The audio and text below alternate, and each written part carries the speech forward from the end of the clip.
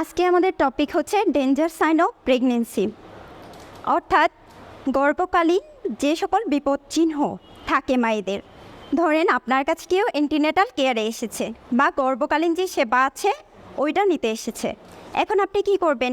এই যে আমরা জানি ডেঞ্জার সাইন অফ প্রেগনেন্সি, সেগুলো আপনি বলে দিতে হবে মাকে যে আমার কাছ থেকে সেবা নিয়ে বাসায় যাওয়ার পর আপনি যদি আপনার মধ্যে এই সাইনগুলো দেখেন, মানে এই চিহ্নগুলো দেখেন, তাহলে আপনি কি করবেন? দ্রুত হসপিটালে চলে আসবেন। এছাড়াও আমরা কি করব? যে মা আমাদের কাছে সেবা নিতে আসবে প্রত্যেক মাকে আমরা হসপিটালে এসে যেন সে ডেলিভারি করে, সেজন্য আমরা কাউন্সিলিং করব। তো আমরা প্রথমেই জেনে নেই যে গর্ভকালীন বিপদ চিহ্ন বা ডেঞ্জার সাইনগুলো কী কী। তো দেখেন, আমাদের গর্ভকালীন যে বিপদ চিহ্ন এর মধ্যে প্রথম হচ্ছে আপনার সিভিয়ার ব্লিডিং বা গর্ভাবস্থার রক্তস্রাব। এরপর আছে আপনার হেডেক অথবা ব্লারি ভিশন, মাথা ব্যথা এবং চোখে ঝাপসা দেখা। এরপর আপনার হচ্ছে হাই ফিভার, মানে অনেক বেশি জ্বর।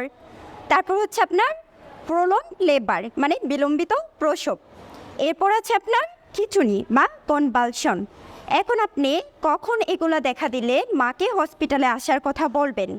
প্রথমত আপনি দেখেন, যখন গর্ভাবস্থায় রক্তস্রাব হবে অর্থাৎ সিভিয়ার ব্লিডিং হবে, আপনি মাকে বলবেন যে প্রসবের সময় বা প্রসবের পর যদি তার বেশি রক্তস্রাব হয়, অথবা আমরা যেটাকে প্লাসেন্টা বা গর্ভফুল বলে থাকি, ওইটা যদি আপনার বের হয়ে না আসে, তাহলেও কি হতে পারে? তার রক্তস্রাব হতে পারে। তখন যেন সে দ্রুত তার নিকটস্থ স্বাস্থ্যকেন্দ্রে চলে আসে। এরপর আছে গর্ভাবস্থা, প্রসবকাল অথবা প্রসবের পরে শরীরে পানি আসা বা খুব বেশি মাথা ব্যথা হওয়া এবং চোখে ঝাপসা দেখা। যদি এগুলা দেখা দেয়, মাকে দ্রুত স্বাস্থ্যকেন্দ্রে আসার কথা বলবেন। এরপর আপনার হচ্ছে হাই ফিভার, মানে অতিরিক্ত জ্বর।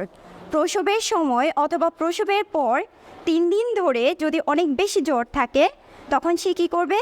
স্বাস্থ্যকেন্দ্রে এসে আপনার সাথে দেখা করবে। এরপর হচ্ছে আপনার বিলম্বিত প্রসব, মানে প্রসবের সময়টা কি হলো, 12 ঘন্টার উপরে চলে গেল।